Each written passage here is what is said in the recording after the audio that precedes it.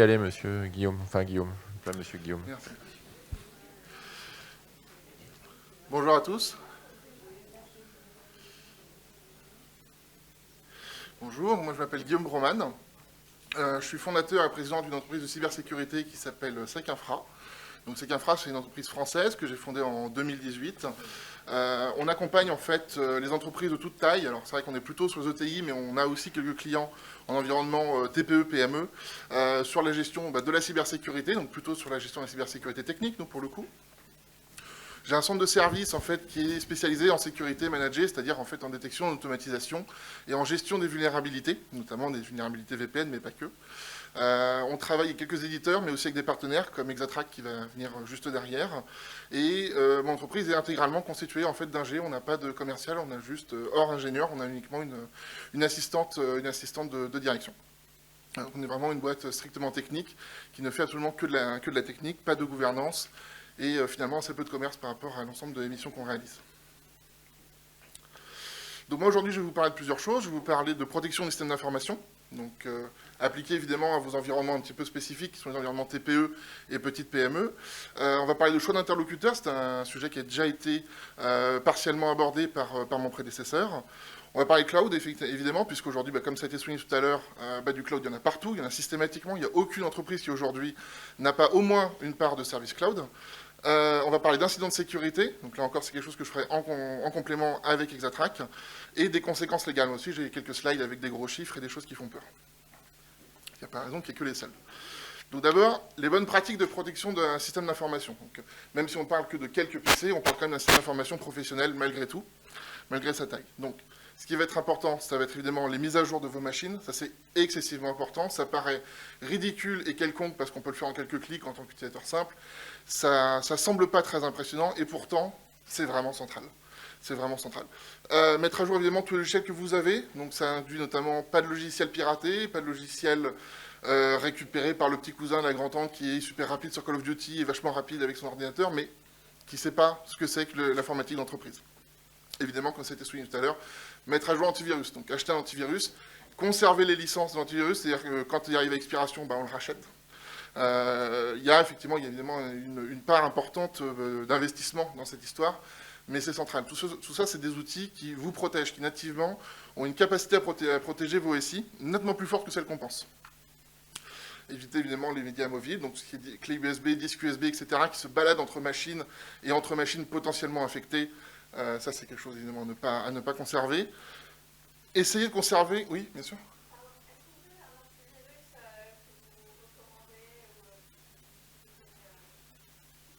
Alors moi, j'ai pas d'antivirus préféré, peut-être que Clément, non plus. Non, mais c'est, on va dire, les grands noms du marché, globalement, font le taf. Il y a qui sont un peu mieux à droite, à gauche, mais on a à peu près le même niveau de qualité. Il y en a certains qui sont vraiment en dessous des autres. On va dire, en petite structure, moi j'aime bien utiliser IZ, Note 32, simplement parce que ça a peu de traces en fait sur la machine. C'est peu consommateur de ressources, mais sincèrement c'est le seul avis technique. Nous on utilise en entreprise ce qu'on appelle des EDR. Oui. IZ, ESET, Node, NOD 32. Nous en entreprise on utilise plutôt des EDR, mais là pour le coup c'est pas des choses qui peuvent être achetées, parce qu'en général les licences EDR commencent à partir de 300 machines. Ouais, donc c'est un petit peu, ça s'applique pas forcément à vos contextes spécifiques. Ou en tout cas, dans ce cas, il faut mutualiser en fait l'achat entre plusieurs entités, un peu sur la logique des GHT, des hôpitaux en fait qui font des groupements hospitaliers territoriaux et qui du coup, eux, mutualisent les achats pour baisser le prix et avoir accès à certaines typologies de logiciels. Donc utiliser la machine uniquement à des fins professionnelles, ça c'est vraiment quelque chose de très important. Si c'est possible, la machine pro, ça reste une machine pro, donc ça veut dire pas de Facebook, pas d'Instagram, pas de Twitter, ça veut dire éviter les mails perso dessus, ça veut dire tout ça en fait. C'est évidemment, alors là je ne parle même pas des sites pour adultes, des logiciels de téléchargement, toutes ces choses-là, qui sont vraiment à proscrire absolument sur les machines professionnelles. C'est vraiment quelque chose d'important parce que une grande partie des pénétrations se font par ces vecteurs-là, et donc il faut les éviter au maximum. L'assistance par un pro, évidemment, et notamment des pros qui sont spécialisés dans les TPE-PME de votre type. C'est-à-dire qui peuvent avoir notamment, il y a certains réseaux d'entreprises qui ont des certifications HDS, qui ont des choses du genre, donc hébergeurs de données de santé, et qui ont l'habitude en fait de traiter les problématiques spécifiques de vos entreprises. C'est vraiment important. Les équipes, évidemment, comme ça a été souligné tout à l'heure, les former, les sensibiliser aux risques cyber. Donc là encore, il y a des entreprises dont le métier est de fournir des formations en présentiel, en distanciel, etc., qui peuvent être des serious games, des choses du genre, autour de la sécurité, de la manipulation en fait des données, effectivement. Les SMS à pas ouvrir, les mails à pas ouvrir, comment on traite une pièce jointe inconnue, les factures qui arrivent et dont on ne connaît pas vraiment la source, etc. Tout ça, ça peut être éduqué. Bien sûr, bien sûr. Si je regarde mes mails avec mon smartphone au cabinet, il n'y a pas de problème. Moi, je suis pas un fan de Wi-Fi dans le cadre professionnel, mais... Si je suis en 4G, Oui, après, il faut voir d'où viennent les mails. Ça, on le verra après aussi. Où est-ce que vous hébergez en fait vos mails, notamment si vous utilisez des grands services, et notamment des grands services américains, ça peut poser souci. Mais ça, voilà. Par contre, effectivement, oui, consultez vos mails, c'est pas un drame. Mais le souci, c'est surtout les machines, en fait, les machines pro que vous utilisez. En général, sur les téléphones, c'est relativement sécurisé, relativement. Hein. Il y a des limites. Mais globalement, c'est vraiment sur les machines, là, donc sur les ordinateurs, sous Windows, sous macOS, etc., sur lesquels il faut vraiment éviter d'utiliser quoi que ce soit d'autre qui ne soit pas professionnel, en fait. Au moment où on la limite, un peu comme une logique de machine-outil, en fait. Vous ramenez pas avec vous une fraiseuse, et vous ramenez pas sur votre ordinateur des choses qui n'ont pas trait à votre activité professionnelle. Donc, oui. Pardon, je vous ai pas vu.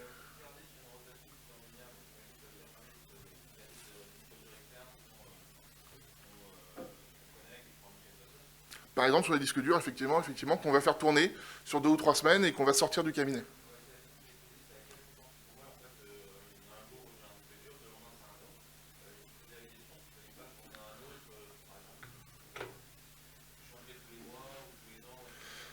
Alors ça, en fait, il faut que vous déterminiez ce qu'on appelle, donc dans le jargon, je suis désolé, c'est... bon, on va y aller plus simple. Quelle est la quantité de données que vous pouvez perdre? Quel est le temps de données que vous pouvez perdre? Est-ce que, si vous faites votre rotation tous les vendredis soirs, est-ce que vous pouvez vous dire, je peux perdre toutes les données depuis le vendredi d'avant? Ou est-ce que vous pouvez vous dire, je peux perdre toutes mes données depuis jeudi matin, ou jeudi soir, ou vendredi midi? Et c'est ça, en fait, qui va déterminer votre rotation.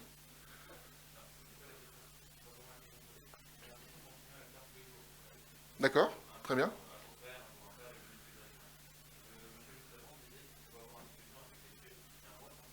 Oui.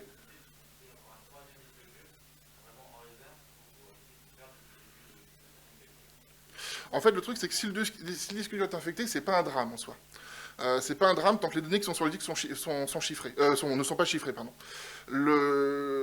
Les données, en fait, qui sont sur le disque dur, si vous avez un virus, si vous voulez, qui est un morceau de code, qui est un code infectieux, qui est sur ce média, il va s'attaquer à une machine active. Il ne va pas s'attaquer à une donnée qu'on appelle adresse, c'est-à-dire une donnée sur le disque, sur la clé USB ou autre. Donc votre clé USB qui est posée sur votre bureau, même s'il y a un virus dessus, ça ne va pas bouger.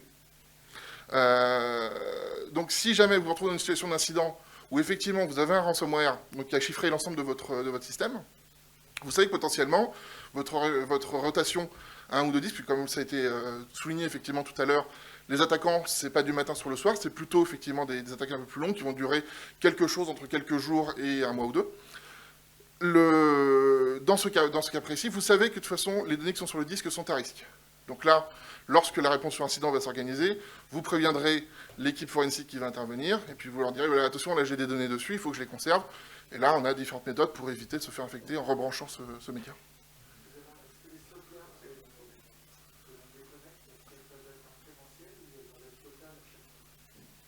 Ça dépend du nombre de médias sur lesquels vous tournez. Moi, je suis plutôt fan de Total, à moins que vous ayez vraiment une volumétrie énorme qui l'empêche. Mais aujourd'hui, moi j'ai un disque, pour le boulot, j'ai un disque SSD qui fait cette taille-là. Excusez-moi.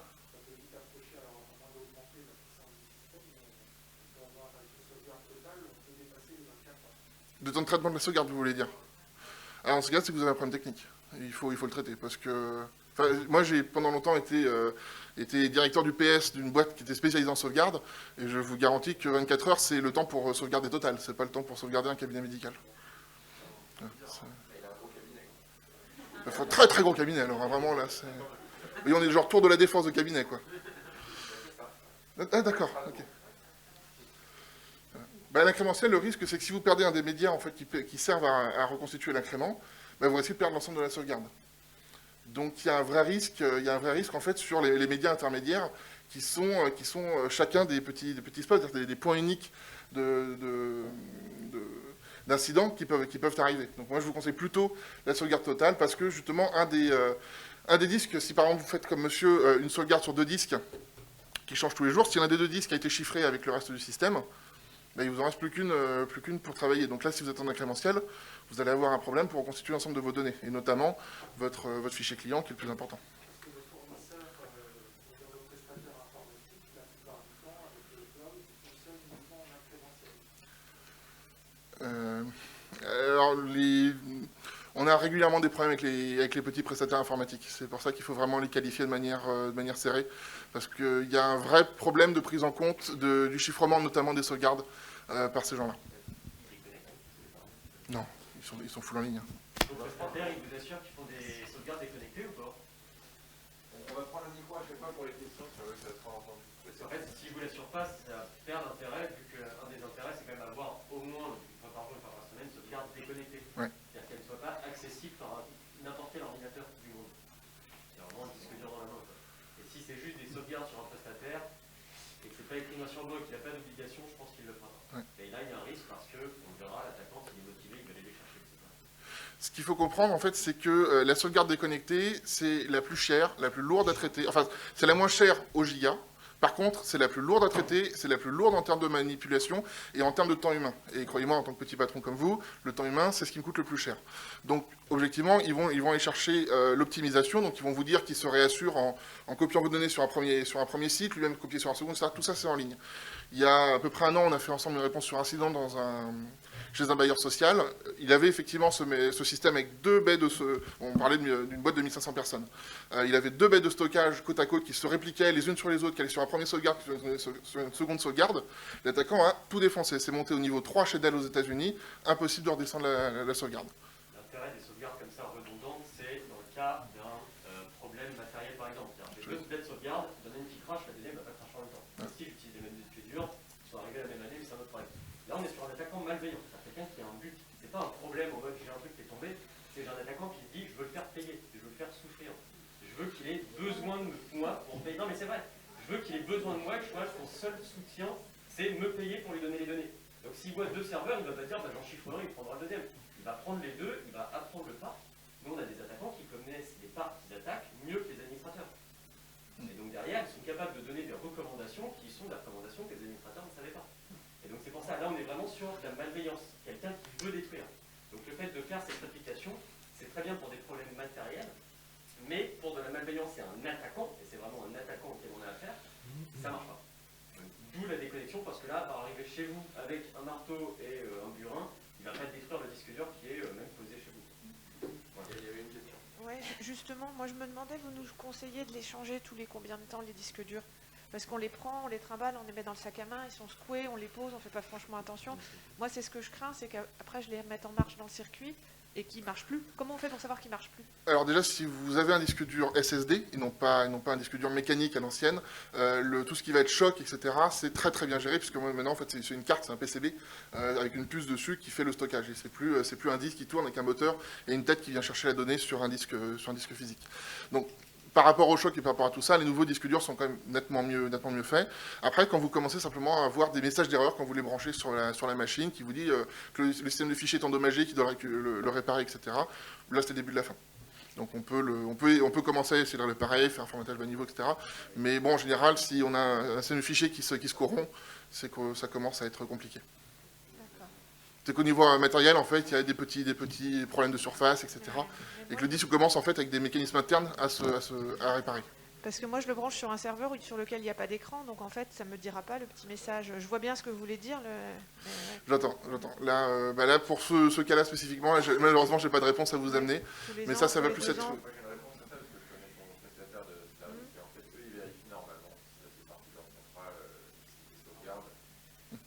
fonctionne. Merci. Oui, il a dit. Mais d'accord, mais ton système d'arrêté, c'est toi qui as fait. Le monsieur vient de se faire arrêter là.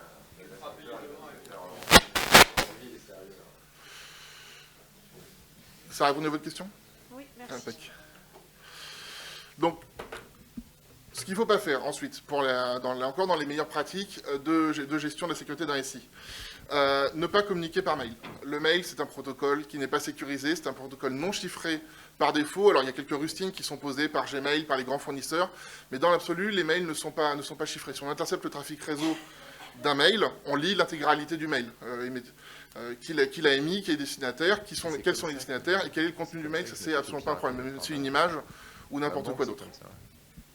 Bien évidemment, en termes d'adresse email professionnelle, il faut proscrire les grands services, et notamment les grands services des GAFA ou assimilés, et privilégier très très largement dans votre secteur spécifique tout ce qui va être sur MS Santé, notamment AppyCrypt, ces choses-là, où là, effectivement, par contre, on va avoir du chiffrement entre les différents destinataires. Et en fait, sur MS Santé, les différents prestataires qui sont référencés eux-mêmes chiffrent entre les mails. C'est-à-dire que si vous avez une adresse MS Santé d'un côté, une adresse AppyCrypt de l'autre, entre les deux, le trafic est chiffré. Donc là, vous avez un niveau de sécurité qui va être un petit peu plus élevé. Guillaume, j'ai une question. Il y a des services pro de Gmail. Ils sont comment? Ils sont intéressants ou ils ont le même niveau que les services grand public de Gmail en termes de communication? À tout point de vue, ils sont mieux, mais ça ne change rien sur le protocole lui-même. Envoyer un mail avec Gmail, si tu l'envoies entre deux domaines Gmail, par exemple si Clément a un domaine chez Gmail et moi aussi, le mail va être chiffré. Donc entre nous deux, ça ne pourra pas être lu, sauf peut-être par Gmail, en fonction de la manière anti-chiffre et dont ils peuvent faire une réversion de la clé. Mais fondamentalement, que tu prennes un abonnement pro ou que tu prennes un abonnement perso, enfin que tu souscrives aux offres perso, dans tous les cas, le protocole mail n'est pas chiffré. C'est ce qu'il faut vraiment comprendre. Donc du coup, il peut y avoir une interception. Donc ça ne peut pas être considéré comme quelque chose de fiable. Oui. Le problème avec les messageries système de santé, c'est qu'on ne peut pas envoyer de documents aux patients. Oui. Les patients ne sont pas inscrits. Oui. Donc à ce moment-là, on utilise Gmail. Ce qui se passe, c'est... Alors ProtonMail, c'est encore pire. Le problème de ProtonMail, c'est que c'est pas en Europe. ProtonMail, c'est en Suisse. Ouais, mais la Suisse, c'est pas l'Europe. Enfin, c'est pas l'UE en tout cas. Donc techniquement, quand vous envoyez un mail, en plus un mail avec des données médicales dedans via ProtonMail, vous l'envoyez via un service extra-européen. C'est l'envoyer depuis la Suisse ou l'envoyer depuis les États-Unis. Alors au sens du RGPD, c'est pas tout à fait la même chose, mais c'est quand même deux choses qui sont vraiment à proscrire. Bon, c'est mal. Voilà. Si on envoie de l'adresse Gmail à une adresse Gmail, là, les données ne seront pas... Si vous envoyez depuis un Gmail, vous envoyez depuis un compte qui n'est pas garanti, vous envoyez depuis un compte qui est fourni par quelqu'un qui vous offre quelque chose gratuitement. Donc vous envoyez en fait sur l'ordinateur quelqu'un d'autre qui vous donne gratuitement un service et qui fait de la recherche dans vos mails en fait. Il fait du Gmail, enfin Google en général, c'est leur métier, faire de la recherche. Ils font de la recherche profonde dans les mails. Donc, si par exemple on a une adresse AppyCrypt, en fait les patients ils n'ont que des adresses gratuites, Yahoo, Hotmail, Gmail. la reco, c'est vraiment de ne pas communiquer par mail avec vos patients. C'est quelque chose qui n'est pas sécurisé. Dans ta poche. Dans ta poche. Ah oui, AppyCrypt, de toute façon, c'est uniquement pour les pros de santé. Donc c'est entre mon généraliste et mon néphrologue. Mais ensuite, par contre, ça s'arrête là. En fait, nos fournisseurs de logiciels de plus en plus font des choses intégrées avec nos patients qui, eux, ont un bout de notre logiciel dans leur téléphone ou dans leur ordinateur. Ouais. C'est le principe de dans ta poche et tout ça. En orthodontie, ouais. Je parle d'orthodontie, hein, le reste, on s'en fout. Typiquement, les labos médicaux, de plus en plus, par exemple, livrent les résultats sur des logiciels qui vont vous afficher en fait le résultat, mais ils ne vont pas vous l'envoyer par mail. Vous avez juste la notification par mail qu'un de vos résultats est disponible, mais par contre, l'information n'est pas disponible dans un mail. C'est le principe des applications. C'est un lien, tout à fait, oui. En fait, ça nous exonère de beaucoup de choses. Juste, je me permets d'intervenir, Guillaume, sur un sujet. Chez AXA, pour les données médicales, on a trouvé une réponse, et ça va faire beaucoup rire. On utilise le fax. C'est la seule solution sécurisée qu'on a aujourd'hui. Non, mais c'est juste pour détendre l'atmosphère, le fax. Alors, je ne sais pas si c'est bien le fax encore. C'est pas sécurisé. Hein ? C'est pas sécurisé. Alors, c'est le fax, il arrive dans une salle sécurisée, ça suffit pas non plus. Mais non, parce qu'en fait, c'est pas chiffré, les données du fax. Donc, Bon, c'est-à-dire même AXA n'a pas trouvé de solution, quoi. ça peut être intermédiaire. Non, mais communiquer pigeon par voyageur. Internet des données de santé, c'est quelque chose de compliqué. Si vous les recevez de votre côté, sur votre adresse email, vous les recevez, bah, ça c'est votre patient qui fait le choix de vous envoyer quelque chose. J'ai mal aux dents, j'ai machin, j'ai tel problème de santé actuellement. Ça c'est à votre patient. Si vous, par contre, vous lui répondez par une prescription médicale ou vous lui donnez une indication médicale, là, vous prenez un risque parce que vous utilisez un système non sécurisé pour parler avec lui. Je pense qu'il faut expliquer la différence entre envoyer des piègements et envoyer un lien vers les autres. Oui, tout à fait. Oui. Bah, Doctolib, c'est dans l'application, typiquement. Bah oui, puisqu'en fait, là, eux, ils vont déléguer ça, et en fait, il y a un login mot de passe spécifique. L'information ne va pas transmettre. Ce qu'il faut, c'est que l'information ne soit pas transmise dans le mail, au travers d'une pièce jointe, d'un lien, d'une information écrite en clair, etc. Rien ne doit transiter dans le mail. En soi, un rappel de rendez-vous, c'est déjà une information. Donc, c'est pas forcément quelque chose de très chaud, mais...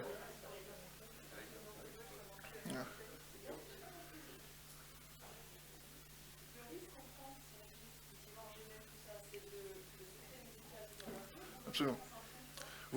Vous ne pouvez pas garantir en fait, le secret médical via ces applications grand public et vous ne devez pas, au sens du RGPD, stocker des informations médicales sur des serveurs qui sont hors d'Europe. Quand vous envoyez un mail avec Gmail, ce mail il est traité aux États-Unis. C'est-à-dire si vous envoyez un mail à votre voisine, vous habitez à Paris, votre voisine est dans le 13e, votre mail va faire chez vous, les États-Unis, chez votre voisine. Il vaut mieux téléphoner ou avoir effectivement une appli ou un portail spécifique pour échanger justement avec le patient. Moi, je suis par contre suivi à l'hôpital, j'ai une application spécifique, et en fait, pour pouvoir me connecter, je dois rentrer un email quelque part, je reçois un SMS avec un lien de connexion, ce lien de connexion m'amène sur une page à usage unique, sur lequel j'ai un message de mon médecin. Ça paraît un peu plus lourd, à l'usage c'est très rapide en fait. Alors, pour détendre l'atmosphère aussi, pendant la période de pandémie, pendant le confinement numéro 1, avec l'accord de l'ARS, toutes les données de santé étaient gérées par Gmail parce qu'on n'avait aucun moyen de réponse, nous, pour les services d'urgence. Et on a tout monté, tous nos logiciels, tous les trucs qu'on a fait pour gérer tout, mais tout, hein, dans tous les départements, c'était tout avec Gmail. Hein. Oui, mais si l'ARS est d'accord et qu'il y a exceptionnellement une mesure d'urgence qui fait face à un problème temporaire... Bah, ils étaient d'accord au téléphone, hein, mais c'est tout, quoi. Donc, ils n'étaient pas tout à fait d'accord dans ces cas-là. Ils n'étaient pas tout à fait d'accord. Est-ce que c'est clair pour les mails, du coup?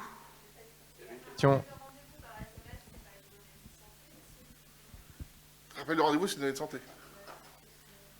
Puisque on va savoir qu'il y a un rendez-vous pour un besoin médical précis. Au sens du RGPD, c'est border. C'est border parce que tu n'as pas de destinataire précis, en fait. C'est border parce qu'il faut être absolument sûr et certain que le SMS arrive vers le bon destinataire, que le numéro soit toujours le bon. Vous voyez, que ce soit pas, par exemple, une assistante médicale qui amène des personnes âgées et qui, du coup, a 10 personnes en fait, rattachées à sa ligne et qui potentiellement a quitté l'entreprise et qui reçoit encore des SMS de rappel pour Madame Michu alors que ça fait 2 ans qu'elle fait autre chose.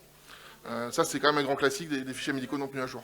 Doctolib ne fonctionne que par ça. En fait, ils envoient des rappels de rendez-vous soit par mail, soit par SMS. Oui, absolument. Mais sauf que sur Doctolib, en fait, c'est le patient qui a déclaré lui-même l'ensemble de ces éléments et qui les tient à jour. Donc, en fait, ils ont délégué cette responsabilité au patient. C'est à vous de tenir à jour votre fiche patient. Donc, si par exemple un patient nous envoie des photos par mail c'est lui qui prend la responsabilité de nous envoyer des données, on peut les récupérer sur n'importe quelle adresse mail.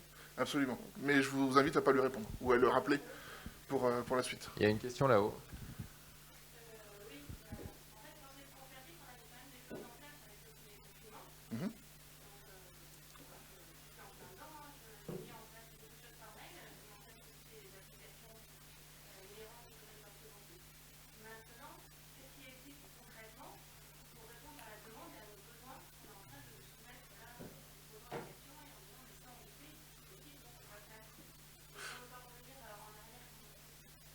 Alors concrètement, je ne saurais pas vous dire parce que je ne suis pas spécialisé dans ce type d'application. Moi, mon métier, c'est la sécurité.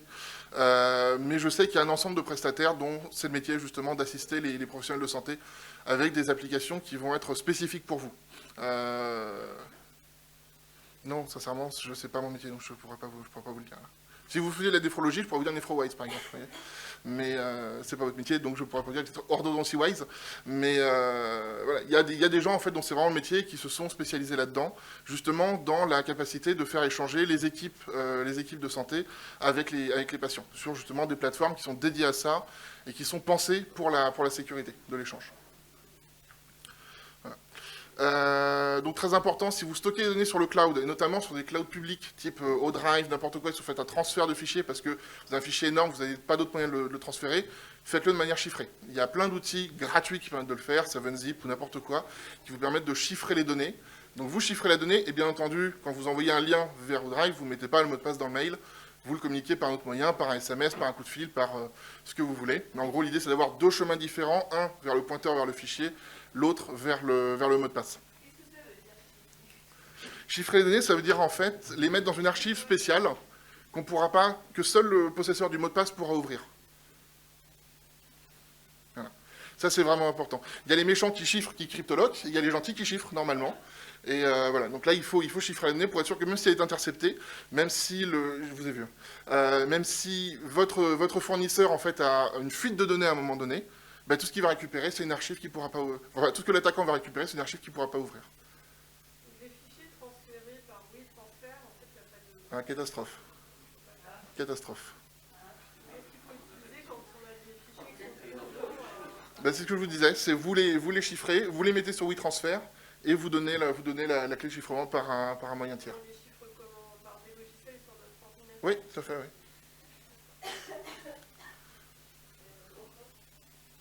Même problème. Non, mais quel que soit le système. En fait, on va avancer parce qu'on pourra tous les faire. Ouais, c'est ça, voilà. Ouais, c'est ça, ouais. G-Drive, OneDrive, tout ce que vous voulez, c'est le même problème partout. Ouais. On va vous laisser avancer un peu. Merci. Est-ce qu'il y en a qui connaissent 7zip pour envoyer des zips et recevoir et envoyer des zips? Ça ne parle ou pas du tout? En gros, vous avez les zips, vous voyez ce que c'est?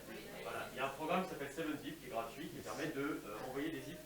Et il gère deux formats, il gère .zip, qui est connu, mais voilà, et .7z, c'est leur format de stockage.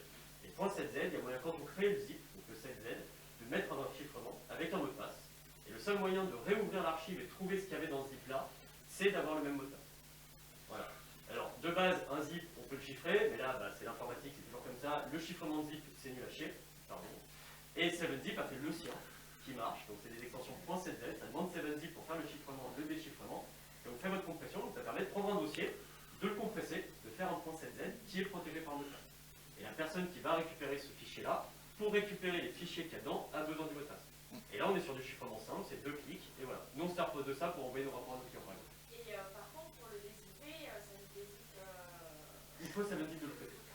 Voilà. Il faut 7zip de l'autre côté. C'est un truc gratuit. C'est gratuit, c'est accessible, mais effectivement, il y a ce point-là. Ça peut être déjà pour régler les problèmes de personne à personne un peu plus, plus connaissant de l'informatique que les clients, peut-être. Mais c'est déjà une première approche sur quelque chose. C'est une première solution. Il y en a beaucoup qui vont être perdus. Sur Voilà. leur téléphone. Et dans ce cas-là, c'est plus compliqué. Là, il faut une application spécialisée où ce qu'on envoie, c'est un lien récupéré par un mot de passe. Mais 7zip est gratuit sur Windows, Linux, macOS. Donc tout le monde peut l'installer et l'utiliser sans limite. Il y a le problème du téléphone, effectivement. Il y a le problème du téléphone. C'est tout à fait vrai. L'autre point aussi, ne pas discuter de patients avec des confrères sur des services comme Facebook, Twitter, Instagram, etc. Mais jamais on fait ça, jamais. Voilà. Alors, ça nous rend fou parce qu'il y a des praticiens qui mettent des patients sans les anonymiser sur les réseaux sociaux et ils se disent mais moi j'ai l'autorisation du patient. Voilà, vous l'avez pas. Et alors, le pire, c'est les praticiens qui pensent qu'ils arrivent à masquer l'information. Et on peut faire de l'OSINT, de la recherche en source ouverte sur Internet extrêmement facilement pour déterminer où était le patient, à quelle heure, quel jour, etc. Les urgentistes qui racontent des histoires de patients un peu trash, ils disent bah, hier soir, donc on est quel jour? Donc on est le 22, donc le 21. Il est où cet urgentiste? Ah, bah, il est basé dans le Grand Est à tel endroit. Et puis rapidement, on va avoir l'information. On va recroiser l'information avec le journal local si le patient il a fait, je sais pas, 3 tonneaux dans un champ. En général, les journaux locaux adorent ça, la presse quotidienne adore ça. Donc du coup, on va très très vite être en mesure de croiser l'information, de savoir de qui il parle précisément. Parce qu'en plus, bon, c'était le maire de machin, c'était bidule, donc hop, voilà, bah, monsieur machin, il a eu un accident, il a été reçu par l'urgentiste, et puis en plus, il avait un taux d'O2 vachement élevé. Bah non, c'est pas une information qui doit transiter. Les médias, tout ce qui est mis sur Internet, en gros, va y rester, et c'est accessible à un moment donné. Même si vous pensez que vous avez mis les bons paramètres de sécurité, mais si vous avez mis que vos amis dedans, enfin vos amis Internet dedans, il y a un risque que l'information leak. Donc il faut vraiment, vraiment, vraiment éviter de mettre quelques données médicales que ce soit sur ces réseaux-là. Même si vous pensez l'avoir bien anonymisé, des gens un peu énervés peuvent aller les chercher. Voilà. Donc, ça va être plus courte, les bons interlocuteurs. Donc moi je vous invite à vraiment faire appel à une boîte spécialisée dans le TPE-PME. Ne pas faire de l'argent, je sais c'est un peu facile, c'est pas moi qui paye, ne pas faire de l'argent le seul critère. Alors ni par le mini, ni par le maxi. C'est-à-dire que c'est pas parce que c'est plus cher que c'est le meilleur, évidemment. Mais les prestataires, en fait, il faut vraiment cibler des gens qui ont l'habitude de bosser dans des environnements comme les vôtres et qui peuvent un peu montrer patte blanche. C'est-à-dire, par exemple, si lors de la phase de qualification de votre prestataire, vous demandez si je fais appel à SecInfra ou Xetrac pour vous auditer vos manières de faire, auditer votre infrastructure, est-ce que vous acceptez oui ou non? Si vous dites non, en général, c'est qu'il commence à y avoir des choses un peu bizarres parce qu'ils n'ont pas envie vraiment qu'on aille regarder, nous, comment ça se passe derrière. Et régulièrement, en réponse sur incident, on voit des prestataires qui ont des méthodologies absolument dégueulasses en interne, bien qu'ils soient partenaires des plus grands éditeurs de Microsoft, de Palo Alto, de McAfee, de tous ces gens-là. Quand on regarde derrière comment ça a été fait, c'était monté avec les pieds à l'économie, et c'est ni fait ni à faire. Identifiez aussi un prestataire de réponse sur incident tout de suite, ça ne pourra pas être votre mainteneur, parce que ce n'est pas leur métier. La réponse sur incident, c'est un métier qui est très très très à part, qui est extrêmement spécifique, et il n'y a aucun faiseur en fait généraliste qui ait des équipes de réponse sur incident suffisamment sérieuses, sauf les très très grosses, bien évidemment, et ils ne s'adresseront pas à vous. Vous n'allez pas avoir un Atos ou un Capgemini pour votre infrastructure. Donc identifiez ces deux prestataires, et donc un prestataire de sécu, un prestataire de maintenance et d'infogérance, avec vraiment, dans votre contrat, une autorisation d'auditer votre prestataire d'infogérance. C'est vraiment extrêmement important. Ça fait beaucoup de choses, hein, je sais, je suis désolé.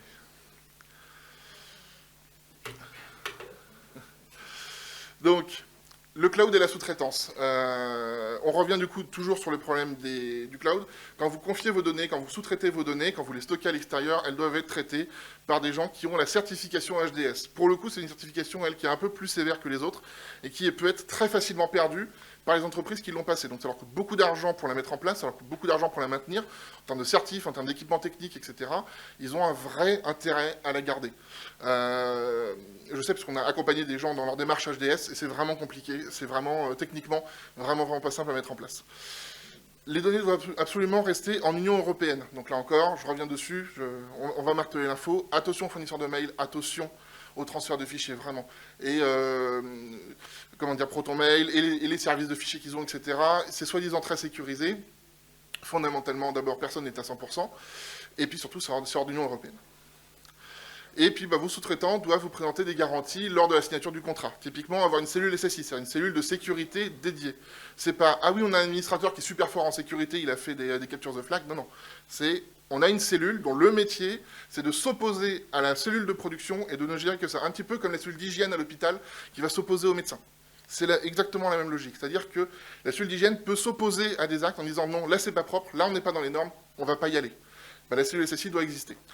Il faut un DPO, ça c'est absolument important, donc un officier en fait qui a la responsabilité des données personnelles et dont le métier, là encore, est de s'assurer que les traitements soient bien faits. Ce DPO ne peut pas être le responsable de la cellule SSI.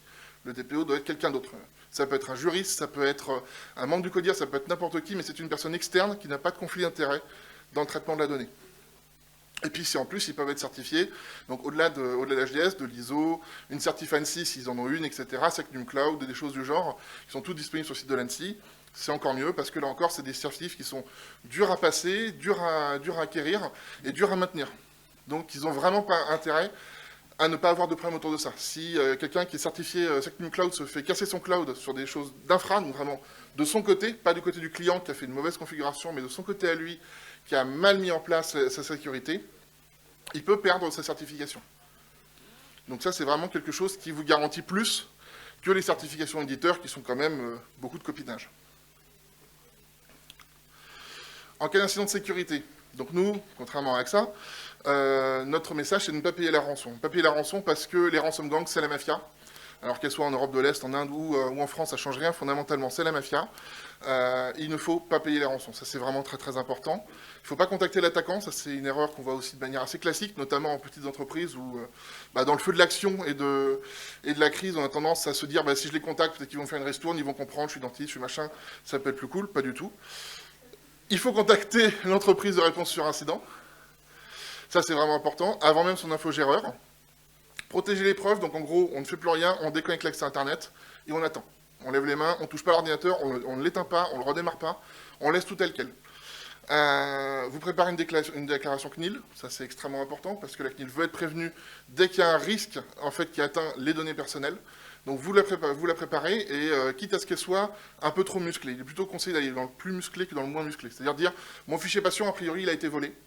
Voilà, comme ça, ils ont l'info. Si au mieux vous dites, en fait, ils l'ont juste chiffré, ça nous est déjà arrivé de passer sur des attaquants complètement nuls, qui avaient chiffré un serveur sur lequel se trouvait une base de données avec 4 millions de personnes dedans.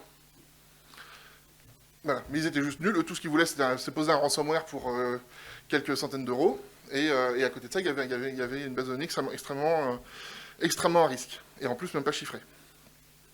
Et préparer le dépôt de plainte. Donc là, si vous pouvez vous faire assister de votre assurance, d'un conseil juridique, ou de votre avocat, si vous en connaissez un pénaliste spécialisé dans la matière, ça peut être important. C'est important de déposer plainte pour ça, parce que si vous êtes un certain nombre en fait, à être attaqué par le même groupe à un moment, ça peut donner encore plus de poids à la plainte, et plus de moyens en face pour la réponse judiciaire.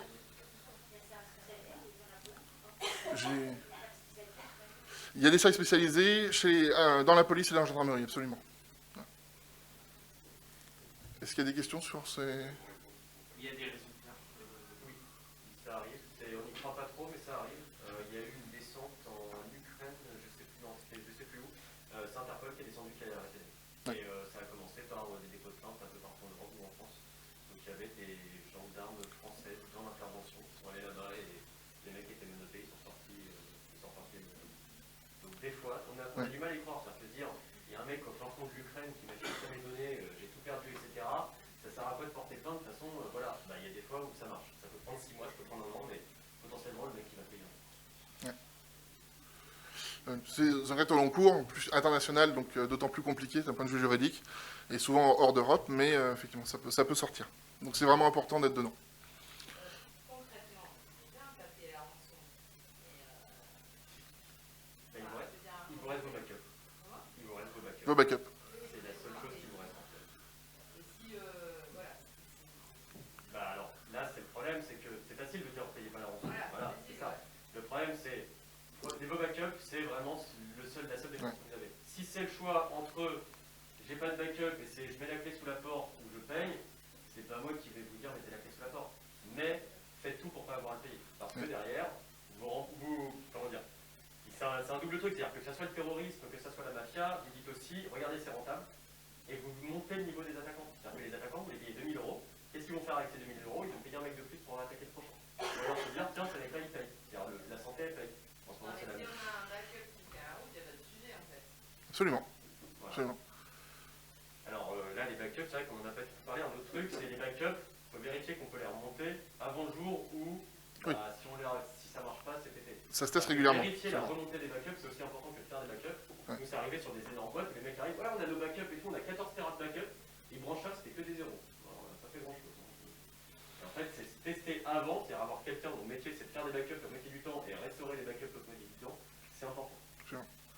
Il faut que ce soit effectivement dans les procédures de vos sous-traitants, de tester très très régulièrement vos backups. Très très régulièrement, c'est au moins 2 fois par an, vraiment minimum. En tout de ça, c'est vraiment pas garanti, parce que le backup, c'est quelque chose qui est très peu visible, très peu sonore, et dont les dérives en fait peuvent ne pas se voir. Si vous avez bougé juste un petit répertoire, vous voyez, dans votre arborescence, et qu'en fait vous pointiez celle-ci, vous êtes là, et effectivement, vous sauvegardez des zéros. Vous sauvegardez du vide, en fait. Donc vous avez effectivement une arborescence existante, mais qui ne sert plus à rien. Ça peut faire beaucoup de données. Il faut quand même essayer de pointer un petit peu pour éviter le cas de monsieur qui met une journée complète à backuper son cabinet. Il vaut mieux essayer d'aller pointer les données importantes dans les sauvegardes. C'est pas forcément ce qui est conseillé de sauvegarder à la racine l'ensemble du système. En plus, ça va générer en fait beaucoup d'incidents. C'est des fichiers qui sont déjà ouverts, qui ne vont pas être acceptés d'être sauvegardés. Et le résultat, c'est qu'en fait, votre backup va prendre beaucoup de temps et potentiellement ne pas être utile. Mais oui, de toute façon, le seul vraiment pilier fort qui va vous rester, si jamais vous mangez une attaque par ransomware, c'est vos sauvegardes. Et nous, quand on est en phase du coup juste post-crise de remédiation et de reconstruction, on a une énorme différence entre les boîtes qui ont su sauvegarder de manière propre et celles qui sont parties intégralement sur des baies qui ont été attaquées par les équipes de pirates, et qui du coup vont avoir tout massacré, et sur lesquels il faut aller commencer à piocher les données à droite à gauche, sur des vieux backups, sur des postes de travail, dans des caches, et on peut passer sur des mois de remédiation, voire carrément estimer des pertes complètes. On a une entreprise il y a peu de temps qui a perdu tout son bilan, par exemple 2021. Sur une réponse sur incident à la fin de l'année, c'est-à-dire que son failer a été, donc son serveur de fichiers a été intégralement dégagé, c'est une petite boîte de 150 personnes, et toutes ces données comptables sont parties. Donc là, sur les 6 prochains mois, l'intégralité de son équipe comptable, ce qu'elle va faire, va ressaisir toutes les factures, toutes les factures papier, tout ressaisir. Donc ça va bloquer la compta fournisseur, ça va bloquer les paiements, dont le mien, le temps de traiter tout ça. Dont le mien, c'est vraiment grave, ça, pour le coup. Excusez-moi, je ne vous ai pas entendu.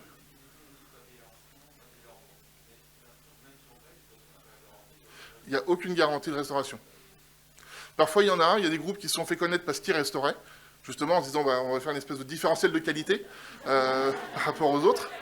Mais voilà, mais mis à part cet aspect marketing, il ne faut pas payer les rançons. Enfin, nous, notre point de vue, c'est qu'il ne faut pas payer les rançons, sauf, voilà, comme le soulignait Clément, si vous êtes dans une situation où vos backups sont tous cramés, c'est ça ou c'est fermé, faut le faire. Mais oui, c'est la situation de dernière chance. Donc, mais c'est un petit peu à part, comme cadre. Est-ce que c'est clair sur la partie incident? Donc, petit rappel sur les obligations qui ont déjà été soulignées par Guillaume pour certaines tout à l'heure. Donc, vous êtes responsable de vos sous-traitants, c'est-à-dire qu'en tant que chef d'entreprise, vos sous-traitants sont sous votre responsabilité directe. C'est votre choix d'aller mettre vos données chez eux. Le législateur va considérer que vous aviez des choix de faire autrement. Ce n'est pas forcément vrai, mais c'est comme ça que ça marche. Donc, vos sous-traitants, vraiment, sont rattachés à vous. C'est vous qui déléguez vos données chez eux. Ce n'est pas eux qui sont responsables de vos données. Ça, c'est vraiment important à comprendre. Donc, le fournisseur de solutions, les mails, les services de logiciels professionnels, de compta, etc. Les hébergeurs de vos serveurs, donc les infogéreurs, et tous les gens, en fait, qui vont de près ou de loin avoir trait à la maintenance ou à l'évolution de votre système d'information. Là encore, responsabilité sur la localisation des données, même si elles sont données à un sous-traitant, si elles partent à l'étranger, c'est un problème. Si ce sous-traitant, par exemple, il utilise AWS pour stocker vos données, son application, et que sa région AWS, donc la région c'est un pays en fait, chez Amazon, finalement en fait, vous pensiez que c'était à Paris, eh ben non, en fait c'est en Angleterre, l'Angleterre c'est plus l'UE, vous êtes là encore à risque par rapport au RGPD.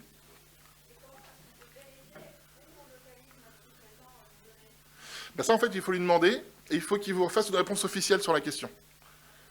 Et à partir de ce moment-là, exactement, où sont vraiment physiquement présentes les données. L'ensemble des données, 100% des données, sont où? Et là, il faut que lui se positionne sur la question. À l'écrit, absolument, voilà. Il faut vraiment que ce soit un échange de courrier officiel, pour qu'il soit clair pour tout le monde, que votre sous-traitant vous a dit qu'il est au bon endroit. Et là, vous avez couvert l'ensemble de votre chaîne de responsabilité, puisque vous ne pouvez pas aller plus loin. Exactement. Quitte là encore à demander, si jamais vous faites auditer votre sous-traitant, vous demandez à l'auditeur de faire un point particulier autour de la localisation. Et l'auditeur, lui, saura aller vérifier techniquement où se trouvent les données. Donc les données, là encore, primaires et secondaires, c'est-à-dire les données initiales sur lesquelles vous travaillez, les données chaudes, mais aussi les données froides de sauvegarde. Il n'est pas question de sauvegarder votre prod de Paris à Londres. Alors vous pouvez sauvegarder la prod de Paris à Francfort, vous faites une sauvegarde interrégion, comme ils disent chez Amazon, mais pas plus loin. À Francfort, pas à Moscou, et pas à New York. Donc, le dispositif du RGPD, comme c'était souligné tout à l'heure, ça s'applique donc à l'ensemble des données personnelles. Donc, les données personnelles, vous avez compris, c'est très très large. C'est un numéro de téléphone, c'est un nom, c'est un RIB, c'est toutes les choses en fait qui ont trait à l'existence de votre patient à un moment donné dans votre base de données. Et donc, de votre côté, vous avez l'obligation de mettre en place des mesures qui sont à la fois techniques et organisationnelles au sein de vos structures pour pouvoir parer aux risques. C'est-à-dire que personne ne s'attend à ce que vous pariez à 100% des risques, même les plus grosses entreprises avec les meilleures protections et les plus grosses équipes se font avoir. Néanmoins, si vous pouvez mettre en avant le fait que vous avez formé vos équipes, vous avez acheté des logiciels à jour, vous avez acheté un firewall, vous avez une équipe SSI chez votre infogérant, vous avez un sous-traitant de cybersécurité, ça peut quand même arriver. Maintenant, vous, de votre côté, vous avez mis tout ce qu'il fallait en place pour vous protéger. Voilà. Parce qu'il y a donc des petits risques légaux qui ont trait notamment au RGPD. Donc là, je reviens sur ce que disait tout à l'heure Guillaume en rajoutant un petit peu. L'exemple le plus flagrant en Europe, c'est la clinique psychiatrique Vastamo. Donc il y a une fuite des données. Et il s'est passé un truc qui n'est pas courant, c'est que les attaquants ont contacté les patients pour les pousser à payer la rançon. C'est-à-dire qu'ils ont dit, il y a une rançon de je ne sais plus combien. Et payez-nous, comme ça, on libère les données et vos psychiatres peuvent à nouveau avoir accès à l'ensemble de vos données. Évidemment, le RGPD a dépensé les 600 000 €. Et au final, il y a eu un dépôt de bilan, tout simplement, de la structure. C'est-à-dire que la clinique a été obligée de fermer, elle s'est retrouvée en banqueroute, parce que l'amende était bien plus forte que sa capacité à faire face. Bon, là, je pense on est dans le délire absolu législatif, puisque, au final, sous prétexte de protéger les données, les patients, en tout cas, via leurs données, au final, on leur a retiré un établissement de santé. Mais voilà, c'est quelque chose qui peut arriver, et ça, pour le coup, c'est une amende de l'équivalent local de l'ACNIL. C'était, je crois, au Danemark ou dans un pays du Nord. Un hôpital chypriote, même chose, ne respectait pas le droit pour les patients d'accéder aux données stockées par l'hôpital, 5 000 € d'amende. Bon, là, c'est un peu plus cool. Même chose, un cabinet libéral parisien qui laissait en fait accessible sur Internet des données d'imagerie médicale. Là encore, on a 6 000 € d'amende, donc ça c'est quelque chose qui s'est passé en 2020.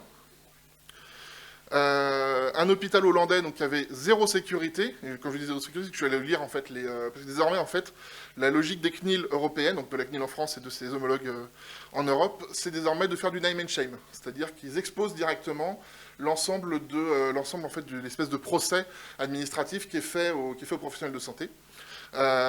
Et donc la CNIL donc, a exposé ça, et en fait, il n'y avait aucune méthodologie de sécurité dans l'hôpital. Ils avaient des ordinateurs connectés à un réseau, le tout connecté à Internet avec des serveurs, et puis ça s'arrêtait là, en gros, le réseau des années 90.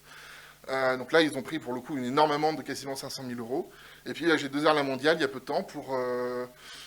donc une amende pour la conservation des données, c'est-à-dire qu'en fait, ils avaient un temps de conservation des données qui était supérieur au temps légitime de conservation, parce qu'il y a aussi cette notion de légitimité dans la conservation des données personnelles, et sur les problématiques d'information des personnes. C'est-à-dire qu'en fait, ils n'informaient pas les usagers qu'ils étaient hors normes. Donc eux, ils ont quasiment payé 2 millions € d'amende. Oui ?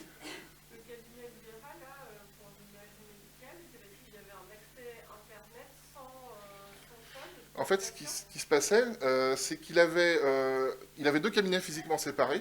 Un où il y avait les outils d'imagerie, et un où il y avait la consultation des patients.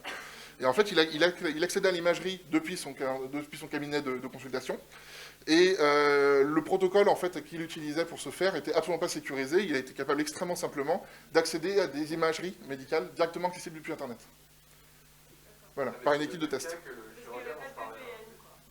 C'est effectivement... Le cas que le chirurgien dont je parlais, c'était le PAX d'Osiris. En fait, Osiris, c'est un prestataire de services pour l'imagerie 3D. Et ils organisent justement un espèce de PAX où on peut avoir nos données en ligne. Et la CNIL est rentrée sur l'accès qui était dédié à ce chirurgien. Enfin, elle a été prévenue, parce que la CNIL ne fait pas de test, mais oui, tout à fait. En tout cas, il a payé, quoi. Ah oui, ça, au bout du compte, il paye. Mais voilà, c'est un peu la typologie des risques auxquels vous êtes aujourd'hui exposé, oui.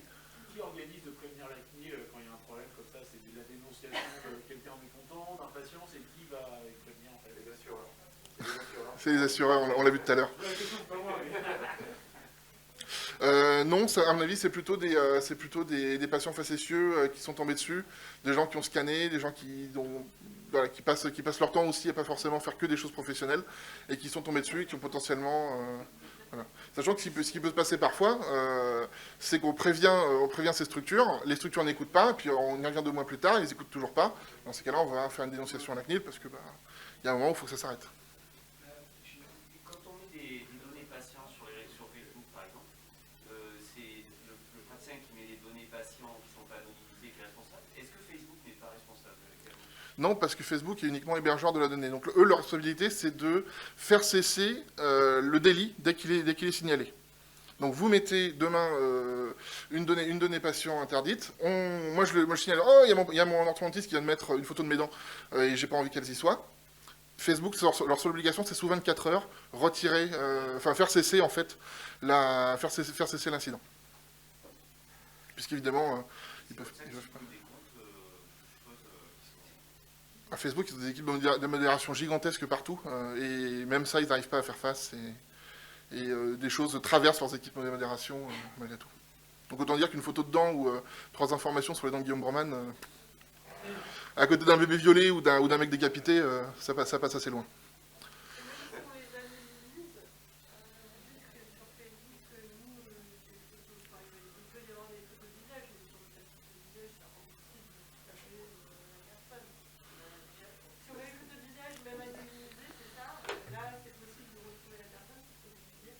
À mon avis, il faut simplement pas jouer avec le feu. C'est-à-dire qu'il y a toujours des risques. Pour peu que vous postiez un commentaire ou que votre assistante dentaire, qui est votre copine Facebook, poste un commentaire. Ah oui, ça c'était le patient de 10h30 samedi dernier. Et là, elle va sortir. En fait, on va déjà commencer à contextualiser la personne. Et avec donc ce que je vous disais, la recherche en source ouverte, on peut quand même assez rapidement trouver beaucoup de données sur beaucoup de gens. Donc faut s'abstenir totalement. En fait, il faut juste partir du principe qu'il ne faut pas et laisser tomber. Et lui aussi.